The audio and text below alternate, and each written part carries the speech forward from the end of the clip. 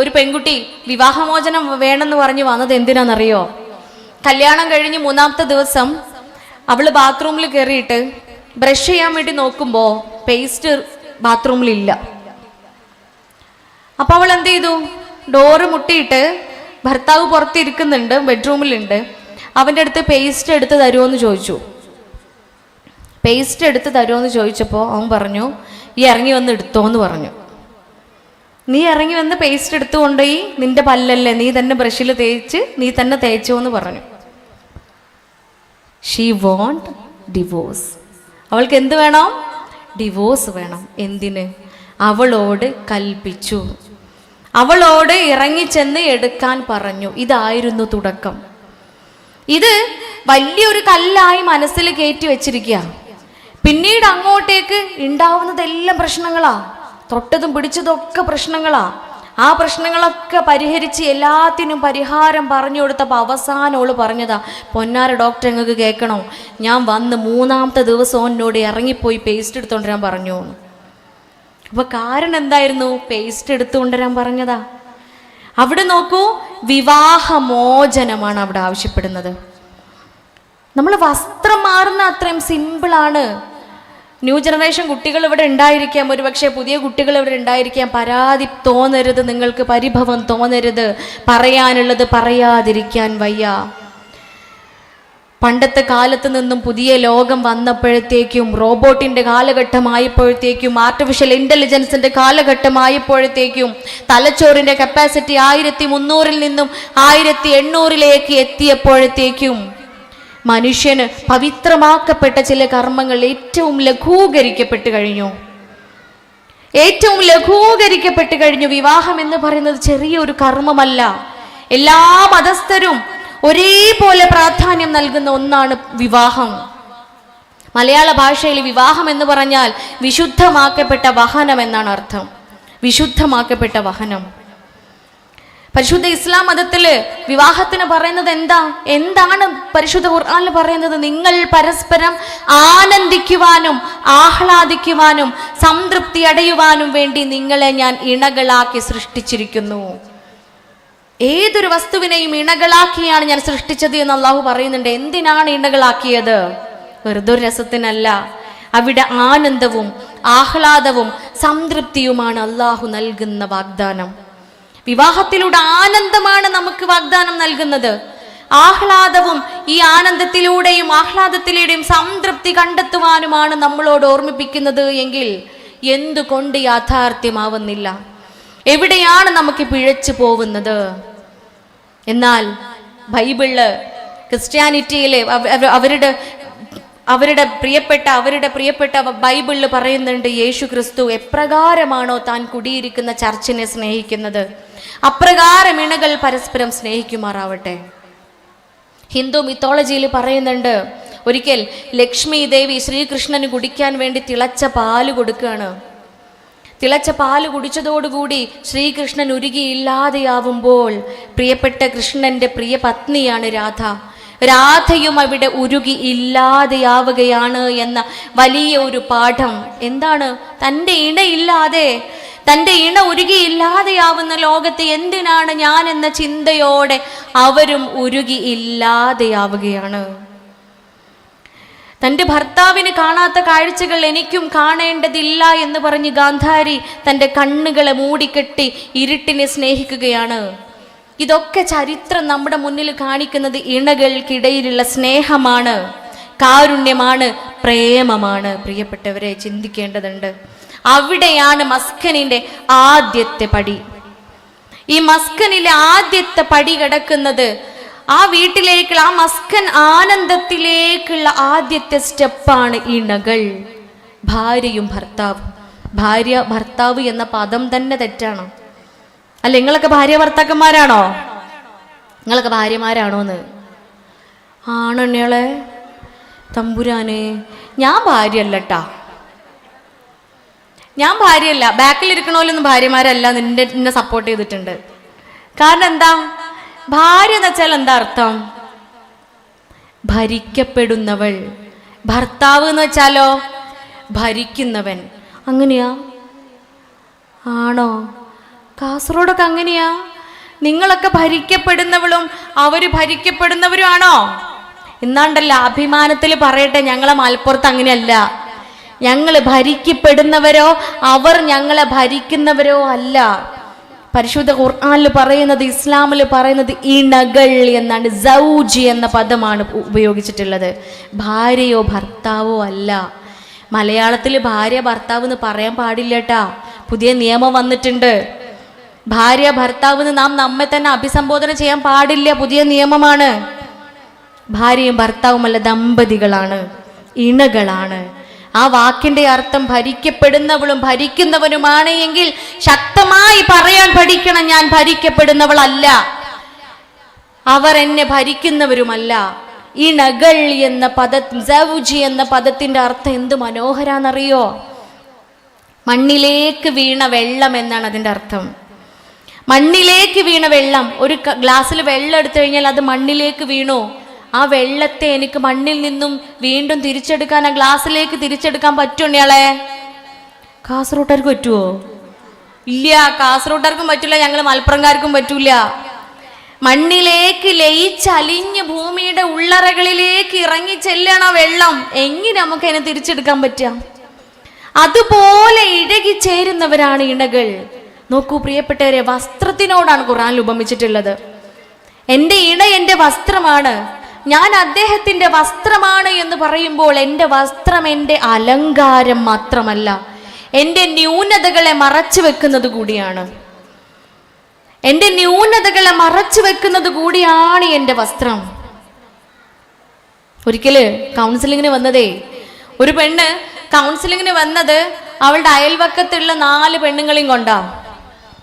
അയൽവക്കത്തുള്ള 4 പെണ്ണുങ്ങള്, ഒരാള് ഇടത്തുള്ളതും ഒരാള് വലത്തുള്ളതും ഒരാള് മുമ്പിലുള്ളതും ഒരാള് ബാക്കിലുള്ളതും പൊരയത്തെ പെണ്ണുങ്ങളാ. ഒക്കെ ആ പൊരയ്ക്ക് വന്നു കയറിയ മരുമക്കളാ. ഈ പെൺകുട്ടിയാണ് നടുവിലുള്ള പെൺകുട്ടിയില്ലേ, അതാണ് പേഷ്യന്റ്. ഓളോളെ പ്രയാസങ്ങൾ പറയാൻ വേണ്ടി വന്നതാ. പ്രയാസങ്ങൾ പറഞ്ഞതൊക്കെ ആരാന്നറിയോ? ഇവല് 4 ആളും കൂടി. ഓല് പറയും ഓള് കരയും, ഓല് പറയും ഓള് കരയും. ഇതായിരുന്നു പ്രോസസ്സ്. ഞാൻ അന്തം വിട്ട്. പറയണത് മുഴുവൻ അവളുടെ ഭർത്താവിൻ്റെ ന്യൂനതകളാണ്. ഓളെ ഭർത്താവിൻ്റെ ന്യൂനതകളാണ് പ്രിയപ്പെട്ടവരെ. അവരുടെ സ്വകാര്യ ജീവിതത്തിൽ ഉണ്ടായി പോയിട്ടുള്ള ചെറുതും വലുതുമായ പിഴവുകൾ പോലും എടുത്ത് പറഞ്ഞു തരികയാണ് അയലോകത്തിട്ടുള്ള മരുക്കള്. അയലോകത്തെ പൊരയിലുള്ള മരുമക്കള് ഈ പെൺകുട്ടിയുടെ സ്വകാര്യതയിൽ നിറഞ്ഞ ന്യൂനതകൾ പോലും, ഭർത്താവിൻ്റെ ന്യൂനതകൾ പോലും എടുത്ത് പറഞ്ഞു തരുമ്പോൾ ഞാൻ ചിന്തിച്ച കാര്യതാ.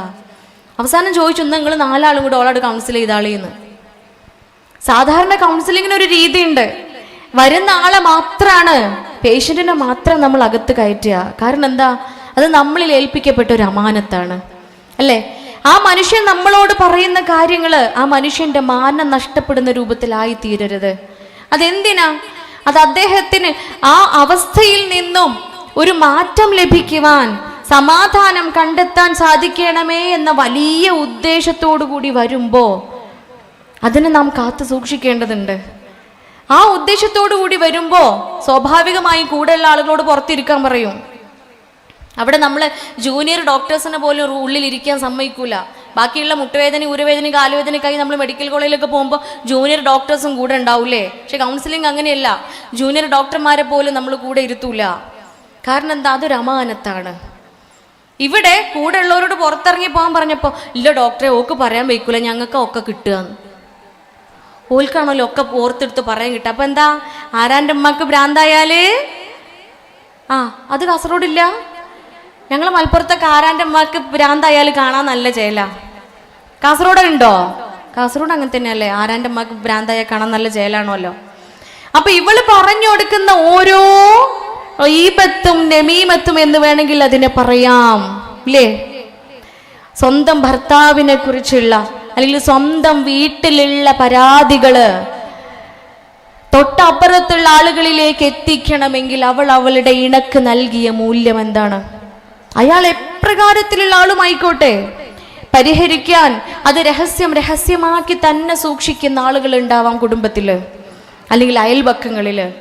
ഇത് അവളെക്കാളും അവള് മറന്നുപോയ കാര്യങ്ങൾ തോണ്ടി ഓർമ്മിപ്പിക്കും കൂടെയുള്ള ചില അയൽവക്കക്കാര്. ചില കൂട്ടുകാരികൾ, എടി ഇജ അത് പറയാൻ മറന്നിക്കണം, അതും കൂടി പറയും. തോണ്ടി ഓർമ്മിപ്പിക്കുക, അത് വിട്ടുപോകല്ലേ. അനുഭവിച്ച ആളെക്കാളും ഓർത്തെടുക്കും. കാരണം എന്താ? ആനന്ദത്തിൽ അത് കേൾക്കണ. ഓളെ കുടുംബം കലങ്ങിയിട്ടാ അല്ലേ? ഓളെ കുടുംബം കലങ്ങിയിട്ടോ വല്ലാത്തൊരു ആനന്ദ. പ്രിയപ്പെട്ടവരെ, നാം ചിന്തിക്കണം. ചെയ്തു പോയ അമലുകൾ സ്വീകരിക്കപ്പെടുകയില്ല. എത്ര കഷ്ടപ്പാടുണ്ട് ഈ അമലുകളൊക്കെ ചെയ്യാന് അല്ലേ? മിനിമം നമ്മളൊന്ന് ഓർത്ത് നോക്കുകയാണെ, ഈ മഫ്തിയൊക്കെ അങ്ങനെ ചുറ്റി ഫുൾ കൈയൊക്കെ ഇട്ട് ഈ ചൂടത്ത് നിൽക്കാൻ എത്ര പ്രയാസമുണ്ട് ഇല്ലേ? അത് മൈക്കിന്റെയും ക്യാമറന്റെയും മുമ്പിൽ പറയാൻ മടിയുണ്ടോ? ഇല്ല. എന്തുകൊണ്ടാ അടുത്ത് വലിച്ചെറിയാത്തത്? ഇതെന്തുകൊണ്ടാ ഊരി വലിച്ചെറിയാത്തത്? ഇതിനകത്ത് എത്ര മനോഹരമായ ഭംഗിയുള്ള മുടിയുണ്ട് ഇല്ലേ? അത് അഴിച്ചിട്ട് അത് പറപ്പിച്ച് കളറ് കൊടുത്ത് ഭംഗിയായി നടക്കാൻ ആഗ്രഹമില്ലാഞ്ഞിട്ടാണോ? എന്തേ ഊരി വലിച്ചെറിയാത്തത്? എന്തേ ഏത് ചൂടിലും ഏത് പുകയിലും ഈ ഔറത്ത് മറക്കുന്ന വസ്ത്രധാരണയെ സ്നേഹിച്ചുകൊണ്ട് അതെന്റെ മാർഗമാണെന്ന് ഉൾക്കൊണ്ടുകൊണ്ട് നടക്കുന്നത് എന്തുകൊണ്ടാ? ഏകനായ ഇലാഹിന്റെ തമ്പുരാൻ എന്നെ കാണുന്നുണ്ട്. നൈമിഷികമായ ഈ ലോകത്ത് നിന്നും എനിക്ക് വിട പറയേണ്ടതുണ്ട്. ഞാൻ ചെയ്തു പോയിട്ടുള്ള ഓരോ നന്മകൾക്കും ഓരോ തിന്മകൾക്കും തക്കതായ പ്രതിഫലം നാളെ എനിക്ക് ലഭിക്കേണ്ടതുണ്ട് എന്ന ആത്മാർത്ഥമായ ചിന്തയാണ് പ്രിയപ്പെട്ടവരെ ഇബാദത്തുകളിലേക്ക് നമ്മളെ എത്തിക്കുന്നത്. നിങ്ങൾ ഓർത്തു നോക്കൂ, 5 നേരത്തെ നമസ്കാരം ഓരോ നേരവും നമ്മൾ ഉളു എടുത്ത നീയത്തോടു കൂടി നമസ്കരിക്കുകയാണ്. അതൊരു ഭാരമായി ചിന്തിക്കുന്നവർക്ക് അത്ര വലിയൊരു ഭാരമുണ്ടോ? ഇല്ലേ? അതുകൊണ്ടല്ലേ നമസ്കരിക്കാൻ ചിലർ ഇഷ്ടപ്പെടാത്തത്. അതൊരു ഭാരാണ്. ബാത്റൂമിൽ പോകണം, ഒളു ഉണ്ടാക്കണം, പ്രാർത്ഥിക്കണം, കൊണ്ടുവന്ന് നിസ്കരിക്കണം. ഇന്നലെ ഒരു പെൺകുട്ടി പരാതി പറഞ്ഞതാ. ചെറിയ മോളാ, ലേണിംഗ് ഡിസബിലിറ്റിക്ക് കൊണ്ടുവന്നതാണ്. അപ്പം അതിൻ്റെ ഇടയിൽ കൂടെ ഒരു കാര്യം പറയുമ്പോൾ ഉമ്മാര് കുറേ പരാതികൾ പറയുമല്ലോ. പിന്നെ ഡോക്ടർ ഒരു കാര്യം കൂടെ പറയണ്ട, ഓള് നിസ്കരിക്കലില്ലട്ടാ എന്നും വന്ന് പറഞ്ഞു. ഓള് നിസ്കരിക്കൂല്ല എന്ന്. അപ്പൊ ആടി മിടുക്കി പൊണ്ണേ, ഈ നിസ്കരിക്കലില്ലേന്ന് ചോദിച്ചപ്പോൾ പറയാം, നിസ്കാര കുപ്പായൊക്കെ മടക്കി വെക്കണ്ട, എനിക്ക് ഭയങ്കര മടിയാ. നിസ്കരിച്ച് കഴിഞ്ഞിട്ട് നിസ്കാര കുപ്പായം മടക്കി വെക്കാൻ നോക്ക് മടിയാണോലോ. അപ്പൊ ഞാൻ പറഞ്ഞു, നിസ്കാര കുപ്പായം മടക്കി വെക്കാൻ മടിയോ എന്ന് ചോദിച്ചപ്പോൾ പറയാം, ഞാൻ ഉമ്മാരെ നിസ്കാര കുപ്പായ ഇടല്. അവൾ ഇത്രയേ ഉള്ളൂ, കുഞ്ഞു കുട്ടിയാ, ഉമ്മാരെ നിസ്കാര കുപ്പായ ഇടല്, അത് മടക്കി വെക്കാൻ മടി. അപ്പൊ ഞാൻ പറഞ്ഞു, ഇന്ന് തന്നെ എനിക്ക് പുതിയൊരു കുഞ്ഞു നിസ്കാര കുപ്പായം വാങ്ങിത്തരാൻ ഞാൻ പറയാട്ടോ. അപ്പോൾ പറയാം, എനിക്ക് കുഞ്ഞേതൊക്കെ ഉണ്ടായിരുന്നു, അത് കീറിയതാണ്. കുഞ്ഞു നിസ്കാര കുപ്പായം ഉണ്ടായിരുന്നു, അത് കീറിപ്പോയി. അപ്പൊ ഉമ്മാന്റെ നിസ്കാര കുപ്പായം മടക്കി വെക്കാൻ മടിയായിട്ടോള് നിസ്കരിക്കണില്ല. അത് ചെറിയ കുട്ടിയാണ് എങ്കിലും നമ്മളെ കൂട്ടത്തിൽ മുതിർന്നവരും ഉണ്ടാവും ആ ഗണത്തിലൊക്കെ അല്ലേ. ഈ കൂട്ടത്തിൽ അത്തരക്കാരില്ലാതിരിക്കട്ടെ, ഒരിക്കലും നമ്മുടെ മനസ്സ് അപ്രകാരമായി തീരാതിരിക്കട്ടെ, ആമീൻ എന്ന് ആത്മാർത്ഥമായി പ്രാർത്ഥിക്കുകയാണ്. അത് ഭാരമാണെന്ന് കരുതിയാൽ ഭാരം തന്നെയാണ്. പക്ഷേ അള്ളാഹു എത്രത്തോളം ഇളവുകൾ നമുക്ക് തന്നിട്ടുണ്ട്. യാത്രയിൽ പോലും നിങ്ങൾ ലഘൂകരിച്ച് നമസ്കരിക്കുക. വാഹനത്തിൽ ഇരുന്ന് പോലും നമസ്കരിക്കാൻ നമ്മളോട് പറയുമ്പോൾ അതിൻ്റെ പ്രാധാന്യം നാം മനസ്സിലാക്കേണ്ടതുണ്ട്. നിന്ന് നമസ്കരിക്കാൻ കഴിയാത്തവൻ ഇരുന്ന് നമസ്കരിക്കട്ടെ, ഇരുന്ന് നമസ്കരിക്കാൻ കഴിയാത്തവൻ കിടന്നുകൊണ്ട് നമസ്കരിക്കട്ടെ, കിടന്നും നമസ്കരിക്കാൻ പറ്റാത്തവൻ കണ്ണുകൊണ്ട് നമസ്കരിക്കട്ടെ എന്ന് പറയുമ്പോൾ, കണ്ണുകൊണ്ടും കഴിയുന്നില്ല എങ്കിൽ നിങ്ങളുടെ മനസ്സുകൊണ്ട് നിങ്ങൾ നമസ്കരിക്കുക എന്ന് പറയുകയാണ് പ്രിയപ്പെട്ടവരെ. അത്ര പ്രാധാന്യമുള്ള കാര്യങ്ങളാണ് ഇബാദത്തുകൾ. ആ ഇബാദത്തുകൾ ഇത്രയേറെ പ്രയാസപ്പെട്ട് നമ്മൾ ചെയ്യുമ്പോൾ അതിലേക്കാണ് നാം വരുന്നത്. ആ ഇബാദത്തുകൾ ഇത്ര പ്രയാസപ്പെട്ട് നമ്മൾ ചെയ്യുമ്പോൾ നമ്മൾ ഉള്ളിലുള്ള ചിന്ത എന്താ? എനിക്കതിൻ്റെ പ്രതിഫലം ലഭിക്കണം. വെറുതെ ചെയ്യുന്നതാണോ നമ്മളിത്? വല്യമ്മയും വല്യപ്പയും പഠിപ്പിച്ചെന്ന് അതുകൊണ്ട് ചെയ്യണം, അങ്ങനെയല്ല. നമ്മൾ ഒറ്റയ്ക്കിരിക്കുന്ന അവസരങ്ങളിലും നമ്മൾ ഇബാദത്തുകൾ മുഴുകുകയാണ്, നമ്മൾ ഇബാദത്തുകളിൽ മുഴുകിക്കൊണ്ടിരിക്കുകയാണ്. ഇന്ന് വന്നപ്പോൾ കണ്ട കാഴ്ച എനിക്ക് മനസ്സിന് ഭയങ്കര കൗതുകം തോന്നിയൊരു കാഴ്ചയാണ്. ഞങ്ങളിവിടെ കൊണ്ടുവിട്ട വണ്ടിയുടെ ഡ്രൈവർ, ഒരു ടാക്സി വണ്ടിയായിരുന്നു. ആ വണ്ടിയുടെ ഡ്രൈവർ, അദ്ദേഹത്തിൻ്റെ കയ്യിൽ ഒരു തസ്ബീഹിയുടെ മെഷീനുണ്ട്, തസ്ബീഹ് ചൊല്ലുന്ന ഒരു മെഷീനുണ്ട്. ഞാൻ ആലോചിച്ചത്, ഡ്രൈവിംഗ് എന്ന് പറഞ്ഞാൽ നമുക്ക് അത്രയും കോൺസെൻട്രേഷൻ വേണ്ട ഒരു കാര്യമാണ് അല്ലേ? നിങ്ങളിതിൽ ഡ്രൈവ് ചെയ്യുന്നവരൊക്കെ ഉണ്ടായിരിക്കാം. വളരെയധികം ശ്രദ്ധ വേണ്ട ഒരു കാര്യമാണ് ഡ്രൈവിംഗ്. ആ ഡ്രൈവിങ്ങിനിടയിൽ പോലും അദ്ദേഹത്തിൻ്റെ ദൈവത്തെ, അള്ളാഹുവിനെ, ഏകനായ ഇലാഹിനെ ഓർക്കുകയും സ്മരിക്കുകയും ദിക്ർ സ്വലാത്തുകൾ ചൊല്ലുകയും തസ്ബീഹും ചൊല്ലുകയും ചെയ്യുന്നുണ്ട് ആ വ്യക്തി. നിങ്ങൾ ഓർത്ത് നോക്കൂ, അത്തരത്തിലുള്ള ആളുകൾ തന്നെയാണ് നിങ്ങളെല്ലാവരും. സദാസമയം നമ്മുടെ കൈകളിൽ, നമ്മുടെ മനസ്സിൽ, നമ്മുടെ ഹൃദയത്തിൽ, നമ്മുടെ ചുണ്ടുകളിൽ ഇങ്ങനെ വിരിയുന്നുണ്ട് അള്ളാഹുവിൻ്റെ സ്മരണകൾ. പക്ഷേ ഇത്രയേറെ കഷ്ടപ്പെട്ട് നാം ചെയ്യുന്ന ഇബാദത്തുകൾ അള്ളാഹു സ്വീകരിക്കണമെങ്കിൽ നമ്മുടെ ബന്ധങ്ങൾ ഊഷ്മളമാവണം. ഭാര്യയും ഭർത്താവും ഒരുമയിലല്ലേ? അവർക്കിടയിൽ ഇണക്കമില്ലേ? അവർക്കിടയിൽ പ്രശ്നങ്ങളാണോ? നിസ്കരിച്ചിട്ട് കാര്യമില്ലെന്നയാളെ, എന്തിനു നിസ്കരിക്കണം? നിസ്കരിക്കണ്ട, നിസ്കാര കുപ്പായി മുസല്ലൊക്കെ കത്തിച്ചളഞ്ഞാളേ, നിസ്കരിക്കണ്ട എന്നാണ് പറയുന്നത്. കാരണം പ്രാർത്ഥന സ്വീകരിക്കുന്നില്ല, നമ്മളുടെ ഇബാദത്തുകൾ സ്വീകരിക്കുന്നില്ല. അവിടെ അള്ളാഹു നൽകിയ വാഗ്ദാനത്തെ, ആ സമാധാനവും സംതൃപ്തിയും ആനന്ദവും ഉല്ലാസവും നമുക്ക് ലഭിക്കുന്നില്ല എങ്കിൽ കാരണം നാം പരിശോധിക്കേണ്ടതുണ്ട്. അള്ളാഹുവിന്റെ റസൂൽ കരീം സ്വല്ലല്ലാഹു അലൈഹി വസല്ലമ പറയുകയാണ്, നിങ്ങളുടെ ഇണ കോപിക്കുകയാണ് എങ്കിൽ, നിങ്ങളുടെ ഇണ കോപിക്കുകയും അരുതാത്ത വാക്കുകൾ പറയുകയും ചെയ്യുകയാണ് എങ്കിൽ നിങ്ങൾ അതിനെ ഗൗരവത്തിലെടുക്കരുത്. ആ സന്ദർഭത്തിൽ അവിടെ എന്ത് സംഭവിക്കുന്നു എന്ന് പോലും അറിയാത്ത, ലഹരിക്കടിമപ്പെട്ട ആളുകളുടെ അവസ്ഥയാണ് അയാൾക്കുള്ളത്. അല്ലാഹു റസൂൽ പറയാ, എന്ത് സംഭവിക്കുന്നു എന്ന് അറിയാത്ത രൂപത്തിൽ ലഹരിക്ക് അടിമപ്പെട്ട, ലഹരി ബാധിതനായ ആളെ പോലെയാണ് അയാൾ ആ നിമിഷത്തിലുള്ളത്. അതുകൊണ്ട് ആ കുപിതനായ ഇണയോട്, കുപിതനായ വ്യക്തിയോട്, ആണാവാം പെണ്ണാവാം, ഇണ എന്നാണ് കേട്ടോ പറഞ്ഞിട്ടുള്ളത്, ആ കുപിതനായ വ്യക്തിയോട് നിങ്ങളും അക്ഷമനായിക്കൊണ്ട് അതേ രൂപത്തിൽ പെരുമാറരുത്. അതേ രൂപത്തിൽ നിങ്ങളും ദേഷ്യപ്പെടരുത്, നിങ്ങളും കോപിക്കരുത്. നിങ്ങൾ കോപിച്ചു കഴിഞ്ഞാൽ നിങ്ങൾ ഭ്രാന്തനായ ഒരാളോട് പ്രതികാരം ചെയ്യുന്ന പോലെയാണ്. ഒന്ന് ചിന്തിച്ചു നോക്കി, ഈ ഒരു സാധനം മാത്രം മതിയില്ലേ നമ്മളെ മുമ്പില്? ഈ ഒരു വാക്കുണ്ടല്ലോ, ഹബീബ് മുഹമ്മദ് മുസ്തഫ സ്വല്ലല്ലാഹു അലൈഹി വസല്ലമ പറഞ്ഞു വെച്ച ഈ മനോഹരമായ ഈ ഒരു വാക്ക്, ആ ഒരൊറ്റ വാക്ക് മതിന്നയാളെ ഒരു ചാർട്ട് പേപ്പറിൽ എഴുതി ഒട്ടിച്ചു വെക്ക പോരേല്. കാരണം എല്ലാ പ്രശ്നങ്ങൾക്കും കാരണം എന്താ? അക്ഷമയാണ്, ക്ഷമയില്ലാത്ത അവസ്ഥയാണ്, കോപമാണ്, ദേഷ്യമാണ്. നമ്മൾ ചിന്തിച്ചു നോക്കി, ഈ അടുത്ത നമ്മളെ വീട്ടിലുണ്ടായ ഒരു പ്രശ്നം എടുത്തൊന്ന് ഇങ്ങനെ പരിശോധിച്ചു നോക്കുക. കാരണം എന്താ? ഒരാള് ക്ഷമയില്ലാതായിട്ടുണ്ടാവും, ഒരാള് ദേഷ്യപ്പെട്ടിട്ടുണ്ടാവും, ഒരാള് കോപിച്ചിട്ടുണ്ടാവും. അതല്ലേ നമ്മളിടയിലുള്ള പ്രശ്നങ്ങൾക്കൊക്കെ കാരണം? ഇവിടെ പറഞ്ഞത് ഒന്നും കൂടെ നമുക്കൊന്ന് അനലൈസ് ചെയ്ത് നോക്കാം, ഒന്നും കൂടെ നമുക്കൊന്ന് ഉള്ളിലേക്ക് ഇറങ്ങി ചെന്ന് നോക്കാം. നിങ്ങളുടെ ഇണ കോപിക്കുകയാണ് എങ്കിൽ, ഞങ്ങളെ നാട്ടിലൊക്കെ ഒരു ചൊല്ലുണ്ട്, വെട്ടാൻ വരുന്ന പോത്തിന്റെ മുമ്പില്, അത് കാസർഗോഡില്ല, ഇവിടുത്തെ പോത്തുകളൊന്നും വെട്ടാൻ വരലില്ലേ, എന്നാ കുത്താൻ വരിക, ആയിക്കോട്ടെ. കുത്താൻ വരുന്ന പോത്തിന്റെ മുമ്പില് വേദാന്തം ഓതിയിട്ട് കാര്യമില്ലെന്നയാളെ, പോത്ത് കൊമ്പും കൊണ്ട് കുത്താൻ വരുമ്പോ പോത്തേ നീ അടങ്ങി നിൽക്ക്, കുത്തല്ലേ എന്ന് പറയുവോ? അപ്പോഴത്തേന് കുത്തല് കഴിഞ്ഞിട്ടുണ്ടാവൂലേ. കാരണം എന്താ? അത് കുത്താൻ വേണ്ടി വരികയാണ്, അതിന് മതം പൊട്ടി അത് വരികയാണ്.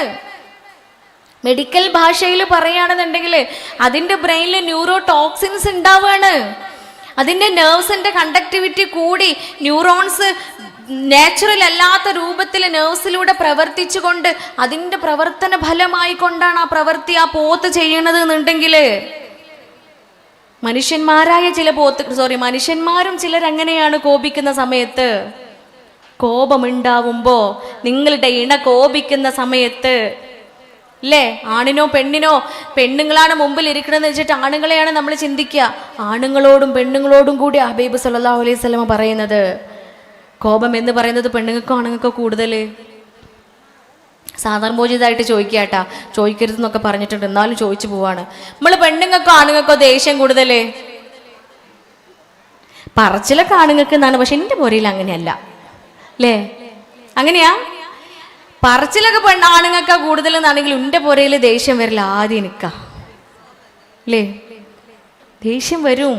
ദേഷ്യം എന്ന് പറയുന്നത് അല്ലാഹുവിൻ്റെ റസൂൽ കരീം സ്വല്ലല്ലാഹു അലൈഹി വസല്ലമയ്ക്ക് ഇഷ്ടമില്ലാത്തൊരു സ്വഭാവമാണ്.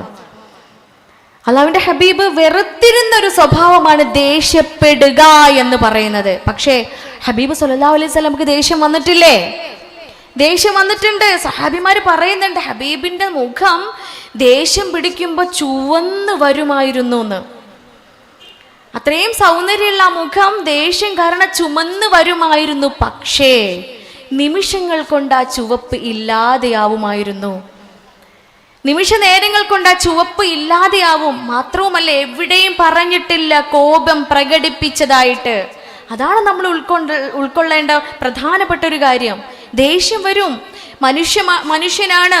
ഇഷ്ടമുണ്ടോ സ്നേഹമുണ്ടോ അവിടെ കോപവുമുണ്ട്. വിചാരങ്ങളുള്ള പച്ചയായ മനുഷ്യരാണ് നമ്മള്. ദേഷ്യം വന്നേക്കാം. പക്ഷേ ആ ദേഷ്യം നമ്മുടെ ചുറ്റുമുള്ള ആളുകളിലേക്ക് പ്രകടമാവാത്ത രൂപത്തിൽ നിയന്ത്രിക്കുവാൻ നമുക്ക് സാധിക്കണം.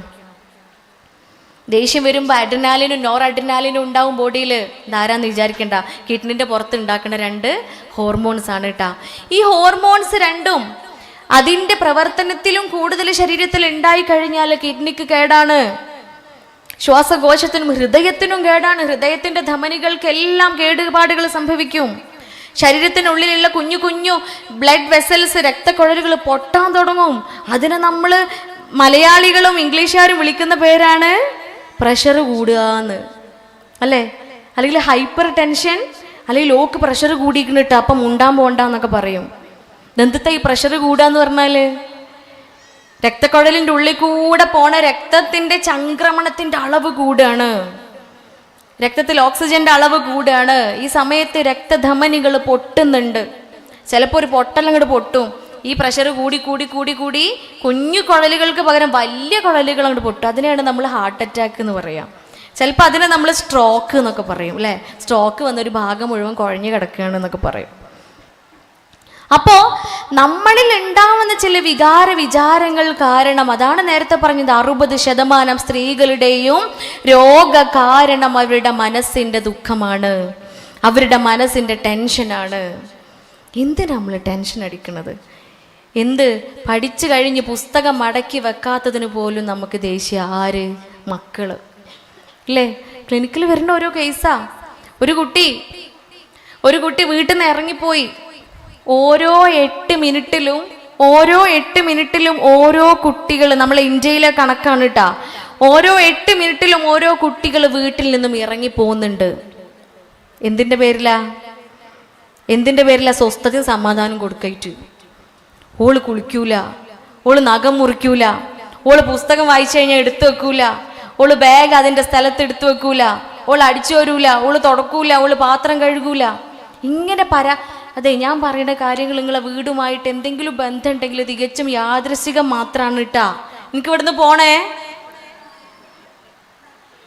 3 കുട്ടികളും സ്വന്തമായിട്ടൊരു ഭർത്താവും ഉമ്മയും വാപ്പയൊക്കെ ഉണ്ട്. അപ്പൊ ഓരൊക്കെ നമ്മളെ കാത്തിരിക്കല്ലേ? യാഥാർത്ഥ്യങ്ങൾ പറയുമ്പോൾ ചിലപ്പോ അതിൻ്റെ പോരത്തെ കാര്യമല്ലേ എന്നൊക്കെ തോന്നിയേക്കാം. പലതും എനിക്കും തോന്നലുണ്ട്. ചില അനുഭവങ്ങൾ മുന്നിൽ വരുമ്പോഴേ എൻ്റെ പുരയിലും അങ്ങനെ തന്നെയല്ലേ എന്ന് തോന്നലുണ്ട്. കുട്ടികളെ ഭയങ്കര വികൃതിയാ ഡോക്ടറെ എന്നൊക്കെ പറഞ്ഞു വരും. ഞാൻ ആലോചിക്കും, തമ്പുരാനെ, രാവിലെ ഞാൻ 3 എണ്ണത്തിന് ഒതുക്കി വരില്ലേ? എൻ്റെ കുട്ടികളെ ചില ബെഡൊക്കെ മറിച്ചിട്ടിട്ടുണ്ടാവും. ഒരുത്തനെ ബെഡിൻ്റെ ഉള്ളിൽ കയറ്റി ചുരുട്ടി കൂട്ടി മറ്റേ റൂമിൽ കൊണ്ടുപോയിട്ടിട്ടുണ്ടാവും. ചെറുതിനെ കാണാനില്ലാണ്ടാവുമ്പോഴേ തെരഞ്ഞുമൊക്കെ എവിടെ തെരഞ്ഞാലും കാണൂല. അപ്പോൾ നമ്മൾ ഡ്രസ്സൊക്കെ ഡബ് ചെയ്ത് വെക്കണ കൊട്ടയുണ്ടല്ലോ, ബോക്സ്, അതിൻ്റെ ഉള്ളിലിട്ടിട്ട് മുകളിൽ ഡ്രസ്സൊക്കെ ഇട്ട് തിരികെ വെച്ചിട്ടുണ്ടാവും. ഇത്തരം വികൃതി ഒന്നും ഇപ്പം നിങ്ങളെ കുട്ടികൾ കാണിക്കണില്ലല്ലോ. അപ്പം ഞാൻ കുട്ടികളെ വികൃതി കാട്ടാന്ന് പറഞ്ഞ് എൻ്റെ അടുത്തേക്ക് വരരുതേ. മക്കളാകുമ്പോൾ വികൃതി കാണിക്കും. കുട്ടികൾ, അതുകൊണ്ടല്ല അവരെ കുട്ടികൾ എന്ന് പറയുന്നത്, അല്ലെങ്കിൽ മുതിർന്നവരെന്ന് പറഞ്ഞാൽ പോരെ? ഇല്ലേ, അവരിങ്ങനെ പക്വത കാണിച്ച് നീറ്റാക്കി സാധനങ്ങളൊക്കെ എടുത്തോടിച്ച് വെച്ച്, ഇല്ലേ, വളരെ ക്ലീനായി നീറ്റായി നടക്കുന്ന കുട്ടികൾ. There is an abnormality. അവിടെ ഒരു അബ്നോർമാലിറ്റി ഉണ്ട്. ചില കുട്ടികൾ സാധനങ്ങളൊന്നും കേടുവരുത്തൂല. എൻ്റെ കുട്ടി ഭയങ്കര ഡീസൻ്റാ, ഓന് കൊണ്ടേ സാധനങ്ങൾ അതേപോലെ സൂക്ഷിച്ചു വെക്കും എന്നൊക്കെ പറയും. ആ കുട്ടി വലുതാവുമ്പോൾ ആയിത്തീരുന്നൊരവസ്ഥയുണ്ട്, ഭയങ്കര സ്വാർത്ഥനായിരിക്കും. ആ കുട്ടി സ്വാർത്ഥത നിറഞ്ഞ സ്വഭാവത്തിനുടമയായിരിക്കും. പക്ഷെ സാധനങ്ങളൊക്കെ റിപ്പയർ ചെയ്യുന്ന കുട്ടികളുണ്ടല്ലോ, എൻ്റെ കുട്ടികളെ പോലെ. എന്ത് കിട്ടിയാലും പിന്നെ 2 ദിവസം ഉണ്ടാവുള്ളൂ. അതൊക്കെ തുറന്ന് അതിൻ്റെ ഉള്ളത്തെ മെഷീനൊക്കെ എടുത്ത് വേറെ വല്ല മെഷീനൊക്കെ ആയിട്ടുണ്ടാവും അത്. അപ്പം അങ്ങനത്തെ സ്വഭാവമുള്ള കുട്ടികളൊക്കെ ഉണ്ടാവും. ഓര് കുറച്ചും കൂടെ ലിബറൽ ആയിരിക്കും. ഓൽക്ക് ഓല സാധനങ്ങൾ ആരെടുത്താലും വലിയ പ്രശ്നമൊന്നും ഉണ്ടാവില്ല, കാരണം ഓൽക്ക് തന്നെ അത് വേണ്ട ഇല്ലേ. അപ്പോ മക്കള് വികൃതി കാണിക്കുക എന്ന് പക്ഷെ ഹൈപ്പർ ആക്ടിവിറ്റി ആണോ നമ്മൾ നോക്കണം. അവിടെയും രോഗങ്ങളുണ്ട് കേട്ടാ. ADHD, ഓട്ടിസം പോലെയുള്ള അസുഖങ്ങളുണ്ട്. മക്കള് ഭയങ്കര ഹൈപ്പർ ആക്റ്റീവ് ആയിരിക്കും, അടങ്ങി നിൽക്കാതെ പോലെ. ഇപ്പൊ ഇവിടെ വെച്ചാൽ കുറച്ച് ചെയ്യണ്ടാവും അതിന്റെ മുകളില് ഇല്ലേ, അവിടെ കണ്ട ആള് കുറച്ച് ചെയ്യണ്ടാവും, പള്ളിയിൽ എഫിഷ്യൻസിയും കൂടെ ഉണ്ടാവും. ക്ലാസ്സിലുള്ളതൊന്നും ശ്രദ്ധിക്കാൻ പറ്റണില്ല, അല്ലെങ്കിൽ പഠിത്തത്തിൽ വളരെ ബാക്ക്വേർഡാണ്. അങ്ങനെയുള്ള സ്വഭാവം ഉണ്ടാകുമ്പോൾ നമ്മൾ ചികിത്സിക്കണം. അതിന് ചികിത്സയാണ് കൊടുക്കേണ്ടത്. അതുപോലെ ഓട്ടിസം പോലെയുള്ള കുറേ ഓട്ടിസ്റ്റിക് സ്പെക്ട്രം പോലെയുള്ള കുറേ അസുഖങ്ങളുണ്ട്, അതിനൊക്കെ ചികിത്സിക്കേണ്ടതുണ്ട്. അല്ലാതെ ഒരു മിനിമം കുട്ടി കാണിക്കുന്ന കൗതുകങ്ങളെ അതിന് വികൃതിയായി കാണാതെ, അല്ലെങ്കിൽ ആ കുട്ടിയുടെ കുസൃതിയായി കാണാതെ അതിനൊക്കെ ചികിത്സിക്കാൻ വരുമ്പോൾ നമ്മൾ ചിന്തിക്കേണ്ടതുണ്ട്. ഒരിക്കലും ഒരു ഉമ്മ എൻ്റെ അടുത്ത് പറഞ്ഞ പരാതി, ആ ഉമ്മ പറയാണ്, ഡോക്ടറെ, ഒരു വലിയൊരു സദസ്സാ, കുറേ ഉമ്മമാരുണ്ട്, ഉമ്മമാർ പാരൻസ് മീറ്റിങ്ങിലാണ്. പാരൻസ് മീറ്റിങ്ങിൽ ഉമ്മാരൊക്കെ എണീറ്റ് നിന്നിട്ട് പരാതി പറയും. കുട്ടി ചുമരുമ ചിത്രം വരക്കും, അതുപോലെ ബെഡിൽ കുത്തിമറിയും, ബെഡ്ഷീറ്റ് ചീത്തയാക്കും, അലക്കിയിട്ടതൊക്കെ എടുത്ത് താഴേക്കിടും. ഇങ്ങനെ പരാതികളാണ് മക്കളെ കുറിച്ച്. പാല് കൊടുത്താൽ മുഴുവൻ കുടിക്കൂല, ബാക്കിയാക്കും, ഫുഡ് കഴിക്കണില്ല, പലതരത്തിലുള്ള പരാതികളും. എൻ്റെ ഇടയിൽ ഒരു ഉമ്മ എഴുന്നേറ്റ് നിന്നിട്ട് മൈക്ക് വാങ്ങിച്ചിട്ട് പറയാം, നിങ്ങളുടെയൊക്കെ കുട്ടികൾ ബെഡിൽ കുത്തിമറിയും, ബെഡ്ഷീറ്റ് ചീത്തയാക്കുന്നുണ്ട് ഇല്ലേ, ചുമരിൽ എഴുതുന്നുണ്ട്, അല്ലെങ്കിൽ ഒച്ചയും വിളിയും നായാട്ടും ഉണ്ടാക്കി ആർപ്പും വിളിയും കൂട്ടി നടക്കുന്നുണ്ട്, കരയുന്നുണ്ട്, വാശി കാണിക്കുന്നുണ്ട്. എനിക്കൊരു കുട്ടിയുണ്ട്, എൻ്റെ കുട്ടിക്ക് 24 വയസ്സായി. ചുമരിൽ എഴുതാൻ പോയിട്ട് പേന പിടിക്കാൻ പോലും എൻ്റെ കുട്ടിക്ക് കഴിയൂല. ബെഡിൽ കുത്തിമറിയാൻ പോയിട്ട് ബെഡിൽ നേരാവണ്ണം കിടക്കാൻ പോലും അവന് സാധിക്കുകയില്ല. എൻ്റെ കുട്ടി സെറിബ്രൽ പാൽസി വന്ന് ശരീരം മുഴുവൻ തളർന്നു കിടക്കുന്ന ഒരു മോനാണ്. അവന് ഭക്ഷണം ഞാൻ കൊടുക്കണം, വിശക്കുന്നത് അറിയിച്ചു തരാൻ പോലും അവന് കഴിയില്ല. എൻ്റെ കുട്ടിക്ക് വിശക്കുന്നുണ്ടെന്ന് ഞാനാണ് മനസ്സിലാക്കുന്നത്. എൻ്റെ കുട്ടിക്ക് വിശക്കുന്ന സമയം ഞാനാണ് മനസ്സിലാക്കുന്നത്. അവനത് പ്രകടിപ്പിക്കാനുള്ള ശേഷി പോലും എൻ്റെ കുട്ടിക്കില്ല. ഒരു ശബ്ദം പുറപ്പെടുവിപ്പിക്കാനുള്ള ശേഷി പോലും എൻ്റെ കുഞ്ഞിന് പടച്ചോൻ തന്നിട്ടില്ല.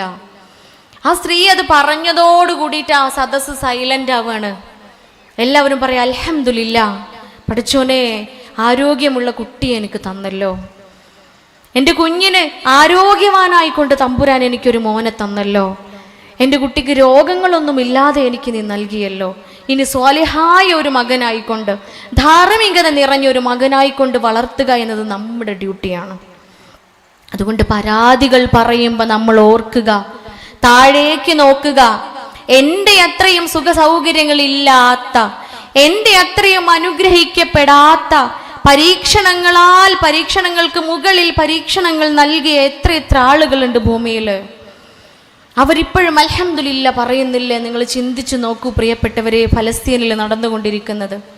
ബോംബ് വീഴുമ്പോഴും പ്രസവിച്ച് കയ്യിലേന്തി നടക്കുന്ന പിഞ്ചോമന മക്കളുടെ കയ്യും കാലും ഇങ്ങനെ ചിതറിത്തെറിക്കുന്നത് കാണുമ്പോഴും ഉമ്മമാര് പറയുന്നത് അൽഹംദുലില്ലാ, അല്ലാഹു അക്ബർ എന്നാണ്. നമ്മളെ പോലെയുള്ള സ്ത്രീകളാ, നമ്മളെപ്പോലെ യാതനകൾ അനുഭവിച്ച് കഷ്ടപ്പെട്ട് ഗർഭം ചുമന്ന് പ്രയാസങ്ങൾക്ക് മേൽ പ്രയാസം സഹിച്ചുകൊണ്ട് മക്കളെ വയറ്റിൽ കൊണ്ട് നടന്ന് നൊന്ത് പ്രസവിച്ച് പാലൂട്ടുന്ന ഉമ്മമാർ തന്നെയാണ് അവരും. എന്തേ അവർ നെഞ്ചും തല്ലി കരയാത്തത്? എന്തുകൊണ്ടാണ് അവർ അൽഹംദുലില്ലാ അല്ലാഹു അക്ബർ പറയുന്നത്? അവരനുഭവിക്കുന്ന യാതനയ്ക്ക്, അവരനുഭവിക്കുന്ന കഷ്ടപ്പാടുകൾക്ക്, പരീക്ഷണങ്ങൾക്ക് മറ്റൊരു ദിവസം കാത്തിരിക്കുന്നുണ്ട്. ആ ദിവസത്തിൽ തക്കതായ പ്രതിഫലം ലഭിക്കുന്നവരുടെ കൂട്ടത്തിൽ അവരുൾപ്പെടുമെന്ന പ്രതീക്ഷയാണ് അവർക്കുള്ളത്. ആ ക്ഷമയാണ്, ആ സഹനമാണ് നമ്മളിലേക്കും വരേണ്ടത്. ഏത് രൂപത്തിലുമുള്ള അവസ്ഥകളും വീട്ടിലുണ്ടായാലും അതിനെ തരണം ചെയ്യുവാനുള്ള ശേഷിയും. ഇണകളാണ്, നാം ഇണകളിൽ നിന്നാണ് അല്ലേ പോയത്. ആ ഇണകളാണ്, വ്യത്യസ്തരാണെന്ന് നമുക്കറിയാം. ഒരുപോലെയല്ല, രണ്ടുപേരും രണ്ട് സ്വഭാവക്കാരാണ്, രണ്ടുപേരും രണ്ട് ഇഷ്ടാനിഷ്ടങ്ങളാണ്. നമ്മൾ നേരത്തെ പറഞ്ഞു, ആണും പെണ്ണും ഒരുപോലെയല്ല അല്ലേ, ഓരോ സ്വഭാവവും വ്യത്യസ്തങ്ങളാ. ദേഷ്യം ആർക്കാ ഏറ്റവും കൂടുതൽ വരാറ്? ആർക്കാ ദേഷ്യം വരിക? ആണിനാണ് അല്ലേ. അല്ലേ, ആണിനൊരു പ്രത്യേകത ഉണ്ട്. സങ്കടം വന്നാലും ദേഷ്യം വന്നാലും എന്താ പ്രകടിപ്പിക്കുക? എന്താ പ്രകടിപ്പിക്കേണ്ടയാളെ? ഞങ്ങൾക്കൊന്നും ആണുങ്ങളെ കണ്ടിട്ടില്ലേ? കാസർഗോട്ടുകാരൊന്നും ആണുങ്ങളെ കണ്ടിട്ടില്ല. ആണുങ്ങള് സങ്കടം വന്നാലും ദേഷ്യം വന്നാലും പ്രകടിപ്പിക്കുക ദേഷ്യമാണ്. നമ്മൾ പെണ്ണുങ്ങളോ സങ്കടം വന്നാലും ദേഷ്യം വന്നാലും എന്താ പ്രകടിപ്പിക്കുക? സങ്കടമാണ് അല്ലേ? നമുക്ക് ആദ്യം സങ്കടം വരും. അപ്പോൾ എന്താ ചെയ്യണേന്ന് യാതൊരു ഐഡിയ ഉണ്ടാവില്ല. സാധനം നശിപ്പിക്കുക, ചീത്ത വിളിക്കുക, തെറി പറയുക, ഇത് കഴിഞ്ഞാൽ നമുക്ക് സങ്കടം, പിന്നെ കരച്ചില്ല. അപ്പം ഞാൻ ചോദിച്ചു കുട്ടീൻ്റെ അടുത്ത്, മോളെ ദേഷ്യം കുറച്ച് കൂടുതലല്ലേ? അപ്പോൾ പറയാം, അത് ദേഷ്യമല്ല ഡോക്ടർ, അത് സങ്കടമാണ്. അത് ദേഷ്യമല്ല സങ്കടമാണ് എന്ന്. സങ്കടം വന്നിട്ടാണ് എനിക്ക് ദേഷ്യം വരുന്നത്, അപ്പോഴാണ് ഞാൻ ഇങ്ങനെ ചെയ്യുന്നത്. അതിനെ നിയന്ത്രിക്കുന്നവനാണ് മൽപിടിത്തത്തില്, ശക്തി മത്സരത്തിൽ ശക്തവാനായ ഒരാളെ നാം തല്ലി തോൽപ്പിക്കുന്നതിനേക്കാളും ശക്തിയുള്ളവൻ. കോപം വരുമ്പോൾ, ദേഷ്യം വരുമ്പോൾ അതിനെ നിയന്ത്രിക്കുന്നവനാണ് എന്ന് ഹബീബായ സല്ലല്ലാഹു അലൈഹി വസല്ലമ നമ്മെ ഉണർത്തുമ്പോൾ നാം ചിന്തിക്കേണ്ടതുണ്ട്. എൻ്റെ ഇണയും ഞാനും തമ്മിൽ ഞങ്ങളിൽ ആരാണ് ഏറ്റവും കോപിക്കാറുള്ളത്? ഞങ്ങളിൽ ആരാണ് ഏറ്റവും ദേഷ്യമുള്ള ആള്? നിങ്ങളിൽ ഏറ്റവും ഉത്തമൻ അല്ലെങ്കിൽ ഏറ്റവും ഉത്തമ ആരാണെന്ന് ഒരിക്കലും ഹബീബ് സല്ലല്ലാഹു അലൈഹി വസല്ലമയുടെ അടുത്ത് വന്നിട്ട് ഒരാൾ ചോദിക്കുക. റസൂല് കൊടുക്കുന്ന ഒരു മറുപടി ഉണ്ട്. പിണക്കങ്ങൾക്കൊടുവില് ആരാണോ ആദ്യം ഇണങ്ങുന്നത്? നോക്കൂ നിങ്ങൾ, എത്ര മനോഹരമായ ഒരു ഉത്തരാണല്ലേ അത്. എത്ര സൈക്കോളജിക്കലിയാണ് ഹബീബിന്റെ മറുപടികൾ. ഒന്ന് ചിന്തിച്ചു നോക്കൂ നിങ്ങൾ. പിണക്കങ്ങൾക്കൊടുവിൽ ആരാണോ ആദ്യം ഇണങ്ങുന്നത്, ദാറ്റ് മീൻസ് അതിന്റെ അർത്ഥം എന്താ? മനുഷ്യന്മാരാണ്, ഇണകളാണ്, പിണക്കങ്ങൾ ഉണ്ടാവും.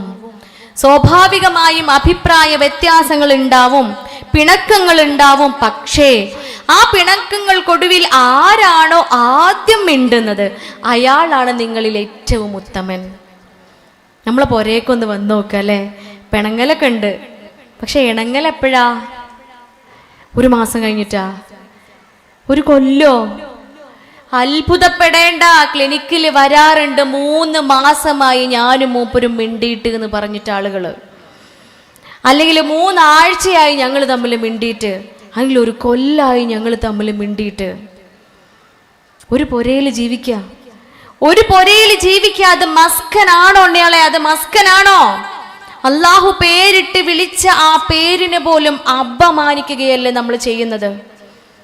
അള്ളാഹു വിളിച്ച ആ പേരിനെ നമ്മൾ അപമാനിക്കുകയാണ് ചെയ്യുന്നത്. എന്തിന്റെ പേരിലാ? വസ്ത്രത്തോട് ഉപമിക്കപ്പെട്ട 2 പേരോ, പരസ്പരം വേർപിരിക്കാൻ പറ്റാത്ത രൂപത്തിൽ വിളക്കി ചേർക്കപ്പെട്ട 2 പേരോ മിണ്ടാതെ ഇരിക്കുന്നത്? നോക്കൂ, ഇത്രയേറെ ഇണക്കമുള്ള മറ്റൊരു ബന്ധം വേറെ ഏതാണുള്ളത്? തളർന്നു കിടക്കുമ്പോ, വയ്യാതെ നമ്മുടെ കാര്യങ്ങൾ പോലും ചെയ്യാൻ കഴിയാതെ കിടക്കുന്ന സമയത്ത് യാതൊരു വെറുപ്പും മറപ്പും കൂടാതെ ബാത്റൂമിൽ കൊണ്ടുപോയി നമ്മെ വൃത്തിയാക്കുക എന്ന കർമ്മം ഒരു അറപ്പും വെറുപ്പും കൂടാതെ ചെയ്യുന്നത് നമ്മുടെ ഇണകളാണ്. അല്ലെ? ഇണകൾക്ക് പരസ്പരം അറപ്പും വെറുപ്പും ഉണ്ടാവില്ല. എപ്പോഴാണ് ആ സ്നേഹം വരുന്നത്? എപ്പോഴാണ് ആ കാരുണ്യം? ആ മവദ്ദത്ത് എന്ന വാക്കാണ് പരിശുദ്ധ ഖുർആൻ ഉപയോഗിച്ചിട്ടുള്ളത്. മവദ്ദത്ത്, പ്രേമം, ലവ്. അത് ഉണ്ടാവുമ്പോഴാണ് അത് മസ്കനായി മാറുന്നുള്ളൂ. ആദ്യത്തെ പടി കഴിഞ്ഞാണ് 2ഉം 3ഉം 4ഉം ഒക്കെ എത്തുള്ളൂ പുരേക്ക് കയറണമെങ്കിൽ.